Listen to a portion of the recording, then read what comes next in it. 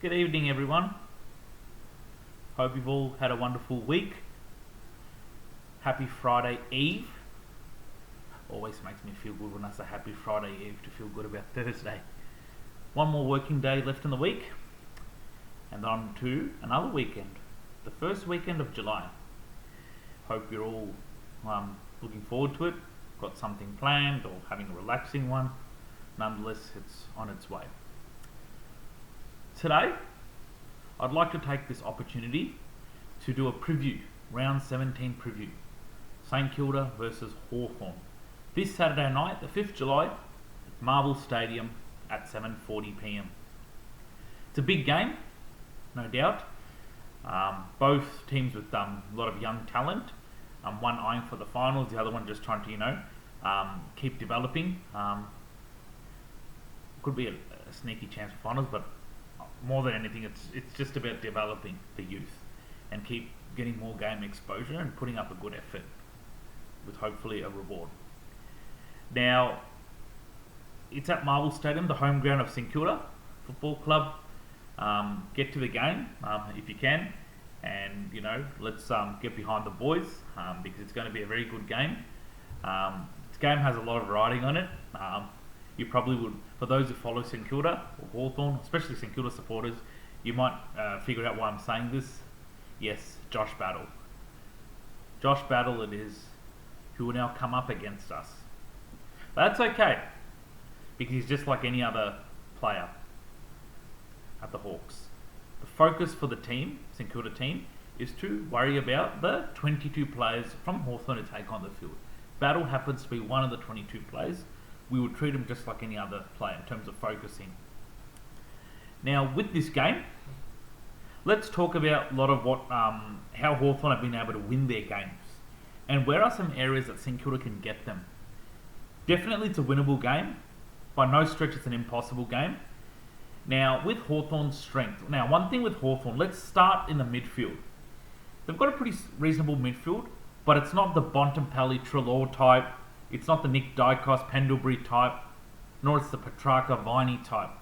They have Will Day, but he's out, I think, for a few more weeks. But they've got next lot of young players like Newcombe, Dylan Moore and all who are, just trying to fill that void till Will Day's back. It's not that damaging a midfield. It's not very stacked, but it's good. But it's been good enough to help them secure a lot of wins this year as well. Let's not forget that. So no doubt the Saints have to be on target. As I said, the battle of any game is won and lost in the middle. They've got Lloyd Meek, former Fremantle player, who's their number one ruckman, coming up against our Rowan Marshall of the Saints. So the ruck battle is going to be a very interesting one. And I think the most important part is, making sure we're on top of the midfield. If you look at Hawthorn and St Kilda's midfield, St Kilda have got youth, but they're helped with a bit of experience. They've got a bit more experience in the midfield than Hawthorn because of the senior players. Jack Steele, Jack McRae, and probably Mason Wood if he goes up there, and probably Brad Hill if he comes in and helps out there. So there's a bit of very senior players who are there helping out, and then of course they have got led by the younger players, and Hugo Garcia, Marcus Windhager, probably Hugh Boxall if he's starting. No, he won't be starting. He's an emergency, but in case he gets brought on late inclusion or a sub, he'll be in there, and Hunter Clark we've got there, and Mitch Owens who'll come up there and help out if really need be. But that's where the midfield battle is so crucial, absolutely crucial. Cannot take it lightly. I know Hawthorn don't have a stacked midfield like the teams like Bulldogs and stuff, but that's not to say St Kilda should slack off and cut them slack. Still got to do their bit too, own the midfield contest. So Hawthorn, though not having a stacked midfield, are very known to transition the ball quickly. They're very good with contested. They transition the ball quickly. They've got some real quicks. You just need them. Dylan Moore is quite athletic. Nick Watson, the whiz. Boy, you don't want him to rack up that many possessions, because it's not just about him getting possessions. It's what he does with it is so dangerous. And make sure to tackle him correctly. If you're a tall bloke or whatever your height is, you tackle him. Pay attention, because if you don't tackle him right, he'll get a free kick.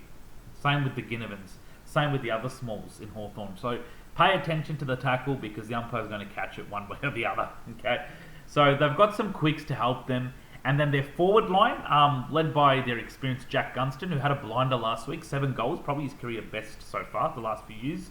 Then they've got some tools, Marbia Chol, and what's the other gentleman's name? Marbia Chol, Jack Gunston, probably Max Ramsden. I wouldn't say it's as stacked as Fremantle's forward, like the Luke Jacksons, Josh Tracy, Giant is, but Marbia Chol's done some pretty impressive things to help them get their victories. And Jack Gunston, we saw the game he had last week, as I said, kicked 7 goals. So I think Callum Wilkie, guys like Wilkie, the Hammer, Anthony Caminiti, and that Flying Viking, an impressive first few games. Alexander Tyree, Taker Balpal. Looking forward to seeing you continue your good work on Saturday night. You are one of the reasons I'll be there at the game, okay?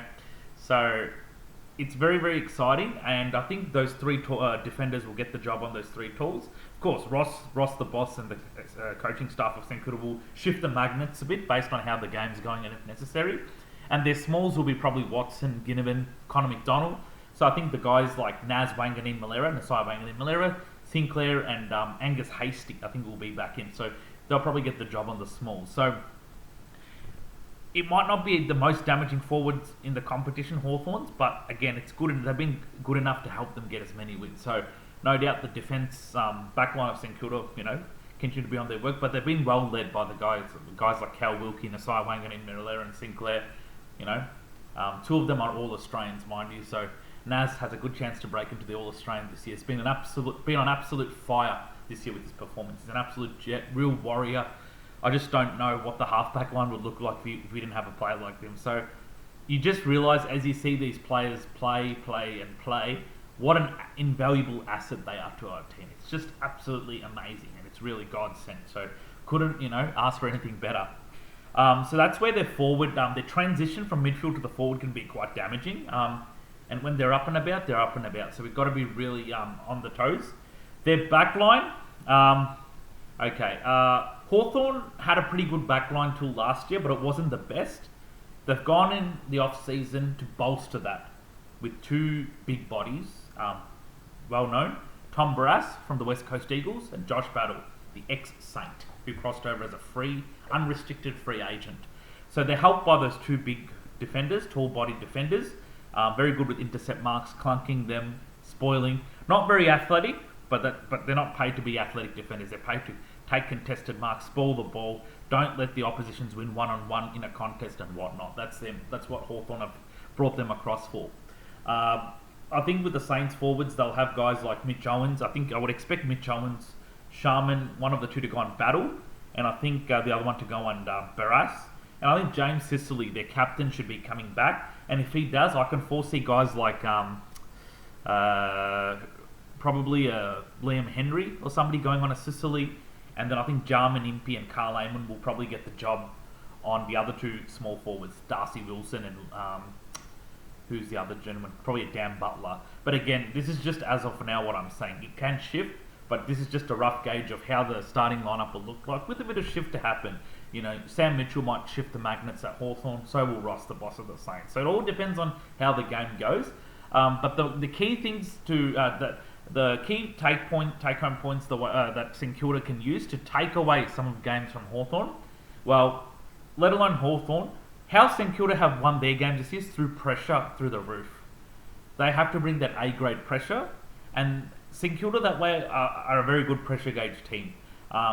Mistakes happen, as do with most teams, but a lot of it is won with their effort, intensity, and pressure around the contest. St Kilda are pretty good at getting numbers behind the ball. That's why since Rossline came here, it was all about, St Kilda are going to get too many numbers of the ball. They're going to clog the defence. They're going to clog the forward. They're going to clog all passages of play. Well, yes, that clogging is what has helped St Kilda with their victories so far this year. And no doubt I have faith that they'll continue to try and implement that on Saturday, because if you can clog Hawthorn and shut the corridor down and not let them transition the ball easily, that game will be in St Kilda's favour. It'll probably be game over.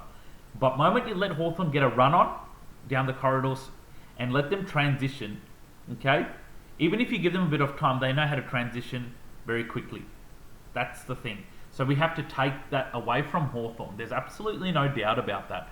So St Kilda can get them with their pressure gauge, contested marks, and also spoils and defense. Okay, so the Flying Viking Alexander Terry has another blinder game, and if we can restrict Hawthorn's dynamic and their power in the forward line, okay, dynamic power in the forward line, there's no reason why St Kilda can't win this game. But it starts from the very first bounce. They cannot be taken lightly. Like I said, they might not be very stacked with so many serious match winners like other teams, quality teams are, but again, collectively they've done enough to win so many games. So we have to keep that in mind. Prepare for their best, really, in a nutshell. Prepare for their best and execute your game plan in such a way you can take away some of their game away from them. Okay, that's the key thing here. Take their game away from them. Play into our hands. Don't play into their hands. You got to play in such a way that, geez, we've got strengths that can make Hawthorn worry. Do not play into their hands. If you play it into their hands, it'll be bread and butter. They'll conjure up the 4 points very easily. Do not play to their strengths. Be aware of the strengths and mitigate those. Mitigate as much as you can. Of course, they're going to still get goals here and there. Of course, they still will find a way to win over. But overall, you've got to shut down their transition of the ball, because they might not have very good they might not have a very good match overall, but they can have key moments that can take away the game from the opposition, and that's the last thing St Kilda should look to do. So it's going to be a very exciting game. Saints, they've got their home crowd to support them. There'll be some Hawk supporters too. It's a Victorian team, unless they don't like to travel to Marvel. But this is the matchups. Now, talking about the historical encounters, it's been very interesting. If you ask me, the last 5 years, St Kilda have had the edge over Hawthorn. So in 2020, they beat Hawthorn, I think, during the lockdown by 15 points. Brett Radden was St Kilda's coach. 2021, they did a number on them by 69 points at Marvel. 2022, both occasions, it was St Kilda, with the second time being a close one, but St Kilda won that just by 12 points. One is at the MCG, the other one was at Marvel. 2023 is when Hawthorn slowly started to, even out, the encounters their way. 2023, the first time at Marvel, they came from the brinks and beat St Kilda. I think that was the game before St Kilda's bye. Saints were up by about 20 points the last quarter, and Hawthorn, credit to them, found a way to come back and win. And that was great. Luke Bruce probably had one of his best games that year. He was instrumental in that victory. Second time Saints won, they kicked 9 goals in the first quarter to Hawthorn 2 or 3 and put Hawthorn away. And last year was a very close encounter, with Hawthorn winning by 5 points in Tasmania in their home game. So overall, St Kilda have had the edge over them, but the encounters have been very interesting. It's not been, except 2020 to 2022, from 2023 onwards, it's been very interesting. Both teams have fought it out, and we're looking forward to another interesting encounter on Saturday. There's no doubt about that. Let's hope the Saints give the Hawks a very good game. But at the end of the day, what I'm really looking forward to is the youngsters get more exposure. I just love it when they keep getting exposed and get to learn what it means to play formidable opponents.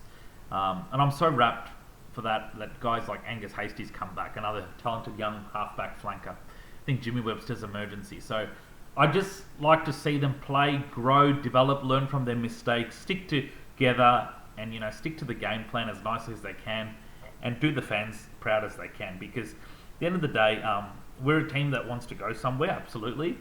We're looking, as you all know, we're looking at some big names to come in the off season, in the trade period. It's going to be, I expect St Kilda to be one of the busiest clubs in the off season during trade. So no doubt it's going to be very exciting, and it should be a good game. And I'll pretty much leave it up there. So put down your comments on this video. Please subscribe to the channel if you haven't.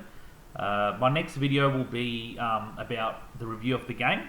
So it'll be probably, because it's a night game, I probably won't do a review till maybe Sunday or Monday, depends on my schedule. But a review of the game will come out from me, that's for sure. And feel free to pass this channel on to many of your friends and well-wishers who might be interested in knowing footy updates and stuff, and other content as well. I'll be sure to talk about during the week that I feel is worthwhile talking about. And I'll leave my video up there, guys. Thank you so much for tuning in. Leave your comments again. Take care. Have a great week and a happy football weekend again. And I'll speak to you in the next video, where I'll talk about the review of the Saturday night's game. Thank you, and bye-bye.